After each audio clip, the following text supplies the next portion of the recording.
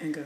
Hello, my name is Keith Dobbins. I'm the Atlanta affiliate representative for the Gospel Heritage Conference. One of the things we want to talk about is the ability of worship leaders to express what they do privately with God in terms of relationship. I believe that one of the things we have to teach is that you can't do publicly what you don't do privately. And your relationship with God is the basis through which you worship.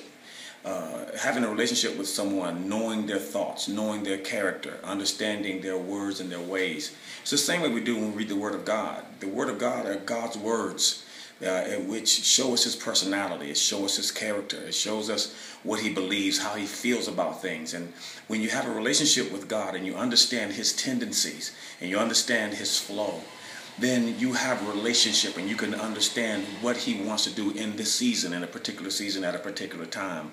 And when you have a relationship with Him and you spend time with Him and have experiences of breakthroughs in your personal time, when you begin to worship God, that breakthrough is in you. And then when you would open your mouth and open your spirit, breakthrough comes out of you. So you have to have a relationship with Him privately so that publicly when you begin to worship God, people are set free because they're being set free through a spirit that's been set free by God.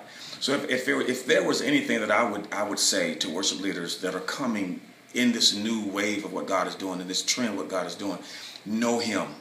Know Him in the firmament of His power. Know Him in the power of His resurrection. Know Him. So then when you begin to worship God, when you begin to express your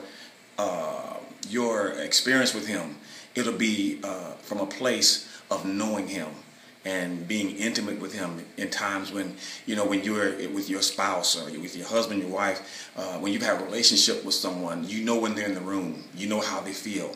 It's the same thing when you have a relationship with God. You know when He shows up and you know what He wants to do. And He says, you're no longer my servants, but I've called you my friend. And a friend shares secrets with you, just like Jeremiah 33:3 says, call upon me and I will answer you, and I'll show you great and wonderful things, mysteries that you wouldn't know unless you spent time with me. So if I would say anything to our worship leaders now, get to know Him, because that's the basis of unrestrained worship.